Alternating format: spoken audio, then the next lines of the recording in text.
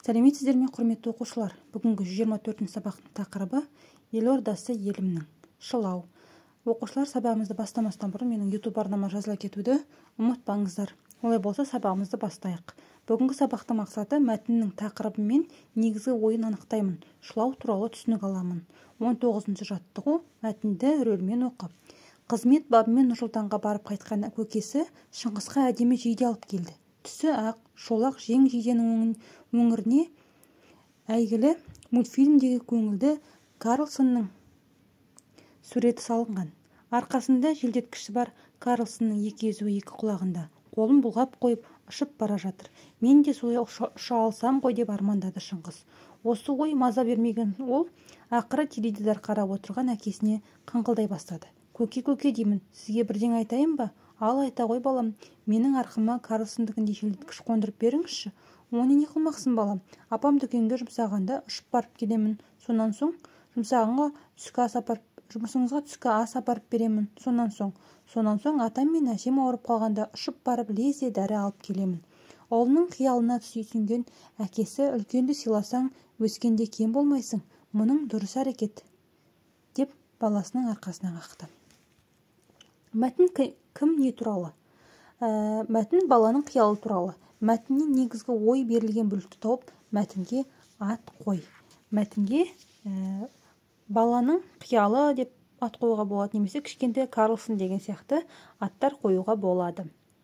20-шы жаттығу сөйлемдерді көшіріп жаз. Мен де осылай ұша алсам ғой. Көке, сізге бірден айтайын ба? Сөйлемдегі қарамен берілген сөздерге назар аудар. Жеке тұрғанда мағынасы бар жоғын айтып көр. Бұл сөздер жеке тұрған кезде ешқандай да мағына бермейді. Тек қана сөйлемге үстеме мағына береді. Сөйлемді бір-бірімен жалғау үшін қоған қосымша мағына ретінде қолданылады. Ал бұлай жеке тұрғанда өз алдына мағына болмайды екен. Өз алдына толық мағынасы жоқ сөздерді шылау дейді. Шылаулар мен, бен, пен, және, да, де, та, те, ма, ме, ба, бе, па, пе, дейін, шейін, қана, ғана, қой, ғой, үшін, туралы, ақ деген сөздер. Өлеңді жатқа жаз. Барлығы Қазақстаным. Сүйкімді маған құмыңда, соны бір қарлы биікте, жотада жүрген құлында, жапанда жүрген киікте, тау шыңы, теңіз айдыны, қырларың, әнші құстарың, бақытым менің барлығы Қазақстаным. Шылаулардың астынсыз олардың сөйлемге қандай мағына үстеп тұрғанын айт. Бұл жерде шылаулар да, те деген шылаулар екі жерде кездесіп тұр. Өлеңдегі да, те жеке тұрғанда мағына білдіре ала ма?